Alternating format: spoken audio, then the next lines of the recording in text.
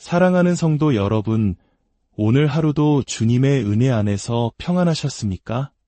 우리의 삶은 때로 광야와 같아서 어디로 가야 할지, 무엇을 붙잡아야 할지 막막하게 느껴질 때가 있습니다. 하지만 바로 그 순간, 우리 영혼의 가장 깊은 곳에서부터 하나님과 직접 연결되는 비밀스러운 통로가 있다는 사실을 아십니까? 오늘 우리는 바로 그 비밀, 우리 영혼의 언어이자 성령님께서 주시는 가장 특별한 선물인 방언 기도에 대해 함께 나누고자 합니다. 이 귀한 말씀을 통해 여러분의 믿음이 더욱 굳건해지고 삶의 놀라운 변화가 시작되기를 소망합니다. 만약 이 메시지가 여러분의 마음에 울림을 준다면 구독과 좋아요를 통해 더 많은 영혼에게 이 은혜를 전하는 하나님의 사역에 동참해 주십시오. 여러분의 작은 손길이 방황하는 누군가에게는 길을 비추는 등불이 될 수 있습니다. 제 인생에는 두 가지 큰 후회가 있습니다. 그중 두 번째 후회는 바로 20세기 성령의 능력으로 가장 위대한 치유 사역을 이끌었던 하나님의 여종, 캐서린 쿨만 목사님에 관한 이야기입니다. 오래전 한 신문 기사를 통해 저를 알게 된 그녀는 저를 자신의 TV 프로그램에 초대했습니다. 그리고 제게 이렇게 말했죠.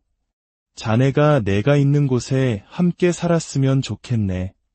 내가 자네의 멘토가 되어주고 싶어. 하지만 당시 간 믿음을 갖게 되어 독선적인 생각에 사로잡혀 있던 저는 그녀를 온전히 이해하지 못했습니다. 그녀의 독특한 말투는 사실 언어장애를 극복하기 위한 것이었고 화려해 보이는 옷차림 뒤에는 성령님을 향한 순수한 열정이 있다는 것을 저는 알지 못했습니다. 저는 그저 겉모습만 보고 섣불리 판단했고 결국 제 인생을 바꿀 수도 있었던 그 귀한 기회를 놓치고 말았습니다. 그녀는 늘 이렇게 말했습니다. 성령님을 근심하게 하지 마세요. 그분은 나의 전부입니다. 그녀가 성령님과 얼마나 깊고 친밀한 관계를 맺고 있었는지 이제 와서야 저는 절실히 깨닫습니다. 만약 지금의 제가 그때로 돌아간다면 망설임 없이 그 제안을 받아들였을 겁니다. 하지만 제 인생의 가장 큰 후회는 따로 있습니다. 그것은 바로 방언 기도를 충분히 하지 않았다는 것입니다. 저는 방언으로 기도할 수 있었지만 마땅히 해야 했던 만큼 그리고 할 수 있었던 만큼 기도하지 않았습니다. 이것이야말로 세상의 수많은 그리스도인이 동일하게 겪는 영적 싸움일 것입니다. 제가 존경했던 케네스 해긴 목사님은 늘 방언으로 기도하는 분이었습니다. 강단에 서 있을 때에도 그는 입술을 거의 움직이지 않으면서 조용히 방언으로 기도하고 있었습니다. 잠자리에 들 때에도 깨어있는 모든 순간에도 그는 쉬지 않고 기도했습니다. 그것은 특별한 행동이 아니었습니다. 성경의 가르침을 따르는 지극히 정상적인 모습이었죠. 사도 바울이 쉬지 말고 기도하라고 했을 때 그것은 바로 방언 기도를 통해 가능한 것이었습니다. 사실 예수님을 알지 못했던 유대인이었던 저를 믿음으로 이끈 것 또한 바로 이 방언 기도였습니다. 저는 예수님에 대해 아무런 관심이 없었고 오히려 복음을 들으면 피하려 했습니다. 그러던 어느 날 한 모임에 참석했는데 그곳의 사람들이 알아들을 수 없는 언어로 하나님을 찬양하고 있었습니다. 저는 물었습니다. 저게 무엇입니까? 그들은 답했습니다. 하나님께서 믿는 자들에게 그분을 찬양하도록 주신 하늘의 언어입니다. 그 말을 듣는 순간 제 마음에 큰 충격과 함께 호기심이 일었습니다. 저 언어를 배우는데 오래 걸렸나요? 아니요, 성령님이 임하시자 즉시 말하게 되었습니다. 고등학교와 대학에서 독일어를 배우며 그 어려움을 뼈저리게 느꼈던 저에게 배운 적도 없는 언어를 즉시 유창하게 말한다는 것은 제가 상상할 수 있는 가장 초자연적인 사건이었습니다. 이것이 바로 제가 예수님께 매료된 결정적인 계기였습니다. 믿음을 갖게 된 후 저 역시 성령 충만을 구하며 방언의 은사를 받게 되었습니다. 하지만 막상 기도를 시작하니 아무런 특별한 느낌이 없었습니다.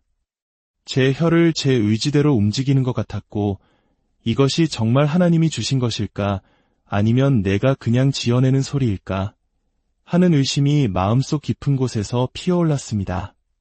그러던 어느 날 제 의심을 한순간에 사라지게 한 놀라운 사건이 있었습니다. 저는 회심한 유대인 랍비였던 마이클 에세스 박사님을 만나 대화를 나누고 있었습니다. 그때 한 여인이 다급하게 우리에게 다가왔습니다.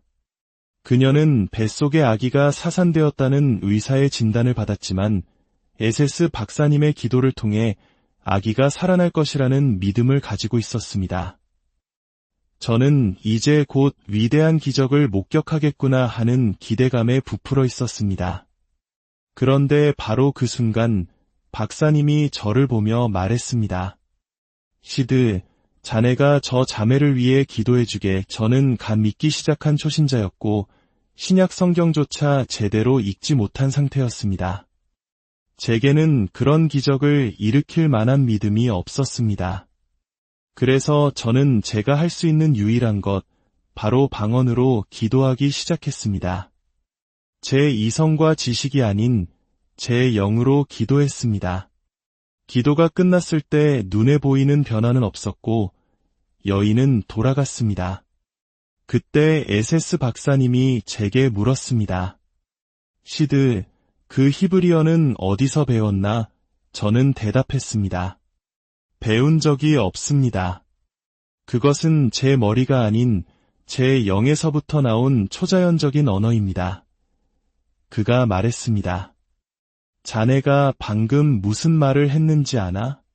자네는 그 여인에게 당신 아이의 영혼은 하나님 아버지와 함께 있으니 걱정하지 말라고 말했네.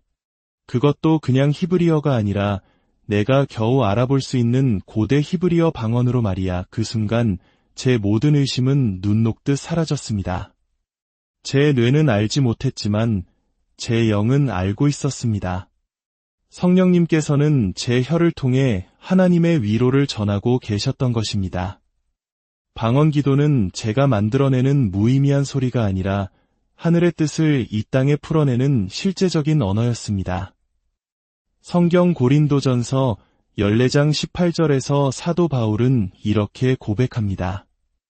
내가 너희 모든 사람보다 방언을 더 말함으로 하나님께 감사하노라. 그는 아마도 다른 모든 성도들이 기도하는 시간을 합친 것보다 더 많이 기도했을 것입니다.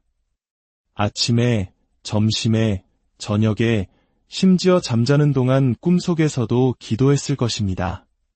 신약 성경의 대부분을 기록한 위대한 사도가 이토록 방언 기도를 중요하게 여겼다면 거기에는 분명한 이유가 있는 것입니다. 유다서 1장 20절은 말합니다. 사랑하는 자들아, 너희는 너희의 지극히 거룩한 믿음 위에 자신을 세우며 성령으로 기도하며, 여기서 자신을 세운다는 말은 헬라어로 에디파이, 즉 건축물을 짓듯이 차곡차곡 쌓아 올린다는 의미입니다. 방언 기도는 마치 헬스장에서 무거운 역기를 들어 근육을 키우는 것과 같습니다. 우리가 방언으로 기도할 때 우리의 영은 점점 더 강건해지고 더 많은 하나님의 임재를 담을 수 있는 그릇으로 확장됩니다. 저는 이 원리를 깨달은 후 제 사역에 적용하기 시작했습니다. 고린도전서 1장 22절은 유대인은 표적을 구한다고 말합니다. 이것은 어쩌면이 아니라 반드시입니다. 유대인들에게 복음을 전하기 위해서는 논리적인 변증이 아니라 살아계신 하나님의 능력을 보여주는 표적이 반드시 필요합니다. 저는 이 말씀에 의지하여 초자연적인 현상에 대한 강연이라는 이름으로 전도 집회를 열기 시작했습니다. 이스라엘에서, 구소련 지역에서, 그리고 미국에서 수많은 유대인들이 모여들었고 그들 중 많은 이들이 강연을 듣는 중에 육체적, 정신적 질병을 치유받고 예수님을 영접했습니다. 이 능력은 유대인뿐만 아니라 우리의 사촌격인 무슬림들에게도 동일하게 역사합니다. 며칠 전 저는 밴쿠버에서 550여 명의 무슬림들을 대상으로 집회를 인도했습니다. 그곳에 오기까지 공항에서 겪은 어려움은 이루 말할 수 없었지만 하나님께서는 더 큰 영광을 예비해 두셨습니다. 그날 550명 중 150명이 그 자리에서 즉각적인 육체의 치유를 경험했다고 손을 들었고 250명이 예수님을 구주로 영접하겠다며 강단 앞으로 나왔습니다. 그들은 마치 약속이라도 한 듯 스스로 뒤를 돌아 회중을 마주보고 구원의 기도를 따라 했습니다. 그들의 담대한 고백 앞에서 저는 오직 하나님만이 하실 수 있는 일임을 인정할 수밖에 없었습니다. 이 모든 능력의 원천은 무엇이었을까요? 바로 쉬지 않고 방언으로 기도하며 제 영을 강건하게 세웠기 때문입니다. 방언 기도는 제 안에 계신 성령님을 활성화시키고 하나님의 능력이 저를 통해 흘러가게 하는 통로가 되었습니다. 이제 여러분을 그 깊은 믿음의 자리로 초대하고 싶습니다. 어쩌면 여러분은 오랫동안 교회를 다녔지만 하나님을 인격적으로 경험하지 못했을 수도 있습니다. 혹은 마음속에 해결되지 않는 죄의 문제로 고통받고 있을지도 모릅니다. 진정한 회개는 단순히 죄를 고백하는 것에서 그치지 않습니다. 삶의 방향을 180도 바꾸어 하나님께로 돌이키는 것입니다. 그러나 우리의 힘으로는 불가능합니다. 오직 성령님께서 도우실 때 가능합니다. 이제 저를 따라 진심으로 기도해 주십시오. 여러분의 삶에 놀라운 변화가 시작될 것입니다. 사랑의 하나님 아버지, 저는 죄인입니다. 지금까지 제 마음대로 살았던 모든 잘못을 회개합니다. 예수 그리스도의 보혈이 저의 모든 죄를 깨끗하게 씻어주심을 믿습니다. 이제 제 마음의 문을 엽니다. 예수님, 제 안에 들어오셔서 제 삶의 주인이 되어주세요. 저를 죄에서 구원해 주셔서 감사합니다. 예수님의 이름으로 기도합니다. 아멘. 이 기도를 진심으로 따라 하셨다면 여러분은 이제 하나님의 자녀가 되었습니다. 하늘의 평강이 여러분의 마음에 임할 것입니다. 이제 한 걸음 더 나아가 성령의 충만하심과 방언의 은사를 받기 위해 기도합시다. 두 손을 하늘을 향해 드십시오. 이것은 항복의 표시이자 하나님의 선물을 받기 위한 갈망의 표현입니다. 저를 따라 다시 한번 기도해 주십시오.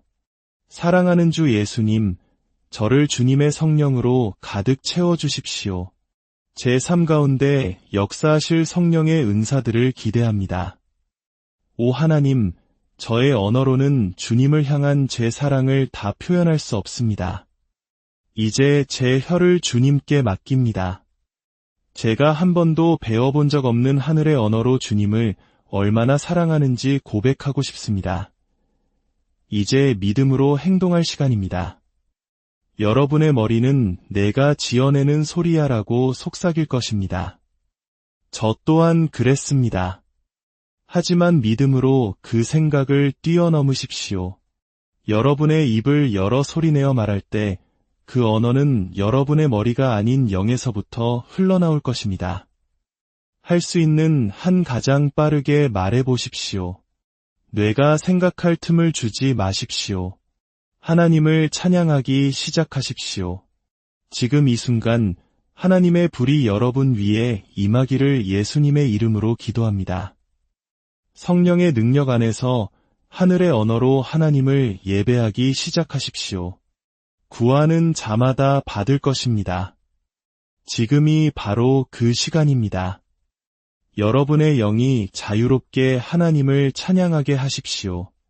여러분의 삶과 가정 위에 하나님의 살롬, 그 하늘의 평강이 영원히 함께하기를 축복합니다.